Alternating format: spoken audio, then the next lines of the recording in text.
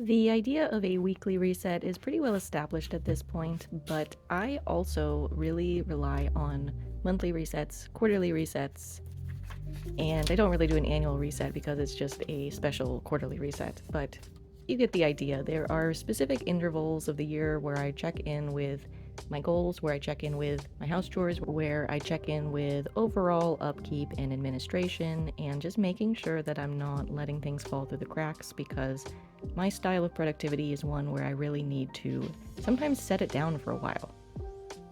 So having these modular cyclical resets really helps me kind of jump back in. Most of the time I'm not doing everything on the list, not even close. Because I have the list in front of me, I can be judicious. I can examine an item and say, oh, I did this pretty recently, actually, it doesn't need to be done this quarter. And I can check it off and move on. But the process of writing and rewriting these lists every month or every quarter does help me keep it in the front of my mind without stressing about trying to keep it in the front of my mind, because it's here. I've saved it here. I just have to remember to sit down and consult it.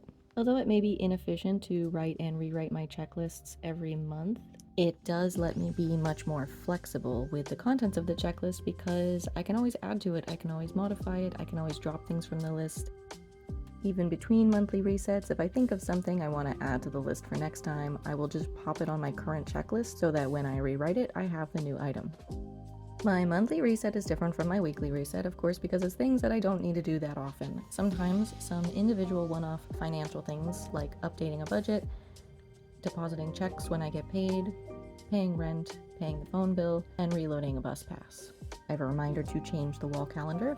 I always try to clean out my bags if I have bags that are currently in use. You know, just removing the tissues, finding my chapstick, the typical stuff of just kind of decluttering, finding smushed papers at the bottom, remembering things I forgot, remembering things I still have to do that are stuck in my bag. It's just good to give myself a forced check-in so I don't forget anything in there for months. I also have a general goal to process my inboxes. This includes my email inbox, but also physical papers that might be lying around. I try to process a document, a writing document, where I write down just snippets and ideas and excerpts that aren't really organized. I do have a goal to organize that material a little bit more, attach it to specific projects. I also try to update monthly trackers in my planner. This includes like my media tracker, reading books, what music I'm listening to, as well as general project updates, what kind of creative projects I've been working on. You can see how I added a few items at the bottom: sort loose stickers and sort portable stickers as part of my sticker organizing system. I'm still refining exactly how I want to be organizing and reorganizing my stickers, so more on that in another video. But you can see how my monthly reset does change just a little bit. Even between March and April, my layout is just a little bit different as I sort of reshuffle things. And also the same for May. And of course now you can see the truth that I haven't updated my budget in 3 months, and you know, there's all kinds of things that just don't get done from month to month. Every month is a reminder to check in with these things again and go, oh, I haven't updated my budget in a few months. So I know that when I get the urge to actually sit down and work on that I'll be able to just knock out several months of a backlog. I'm pretty confident. A lot of these things aren't things that need to happen. There isn't a specific monthly deadline. This is all totally self-imposed. It's all totally arbitrary. So it's not really a deadline. It's not really a do this now. It's more of a reminder, hey, think about whether or not to do this. Is this something you want to put on your plate right now, or is this something you want to save for next month? Now, the left side of my monthly reset is more specific for adulting, administration, planner stuff, but the right side is just for household chores and for resetting my home. If you watched my video on how to organize your cleaning schedule, then you might know that I recommend making a sort of a master list of all house chores that you have to do. And this is part of the basis for my resets. This is some of the information that I am using to populate my resets. So this is just my assessment of the best things to work on in a month. You know, my goal is to stretch for consistency, but when consistency isn't achieved for a very long time, you kind of shuffle things around and find your way into something that you can be a little bit more consistent with. So it's a constant process of trial and error. I'm really not trying to be a perfectionist about this. My overall household goals are to dust some of the things that don't get very much attention. I want to wipe down mirrors. I want to clean certain chairs. This is also a time to clean the futon cover and also any pillowcases for couch cushions. This is the one piece of house laundry that I try to do every month. Everything else is more on like a weekly or bi-weekly rotation. This is also a chance to check in with my current recipe organization setup, to pull out any recipes I might want to have in the month ahead, to reorganize things, to look for new recipes. I have brushes written down here. I do have bristle brushes and other kind of soft brushes that might need a little bit of attention, and also wiping out, rinsing trash cans. And I will fully admit that this is not my chore on the household list. I write it down here just to remind myself. My partner actually handles some of the house chores that have a little bit more of an ick factor because his tolerance is much higher than mine. I will talk more about some solutions that I also have found in the future for being able to tolerate house chores a little bit more. Because, you know, sometimes there are times where I genuinely do have to do it because my partner just isn't available.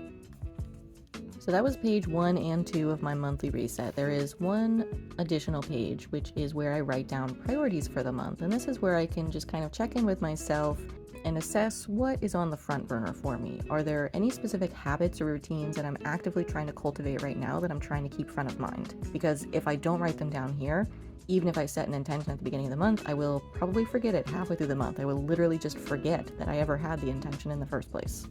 If there are specific deadlines I might be looking towards, then I will also write those down. If I have specific creative projects that I'm actively working on, a work in progress, a fiction draft, a video, etc., I will also write that down. I might write down reminders for seasonal activities as well if there's a deadline for something like a holiday coming up that I want to prepare for. As I go through the month, I will constantly keep flipping back to this and referring to it. I do have these little sticky page flags are from Unicorn Eclipse, and I have them here to separate out month by month. And once I finish my monthly setup on the opposite page, I jump straight into the weeks for the month. So I have talked about my weekly bullet journal setup before in other videos, so if you're interested in my weekly reset, you can check that out here. Just as a representative example, sometimes there are weeks where I am really knocking it out of the park and I am really updating my planner constantly and I am checking in with it constantly, and then there are some weeks where it's very intermittent, and then there are some weeks where it just doesn't happen. Sometimes I just need to drop it. I just need to forget about it. I just need to not think about it for a while. And I can trust that next week, it'll be here for me. I can pick it up again, I can set it up again, I can do the tracking that I want to be doing. But sometimes I just really need to rest, you know? We all do. We all sometimes just really need to not. So again, I just really want to emphasize that I'm not trying to hit perfect targets, that this is not a must-do list, this is not a you're a failure if you don't get this done list. There's a lot of things you need to do in your normal everyday upkeep just to sort of get through life, and it's a lot.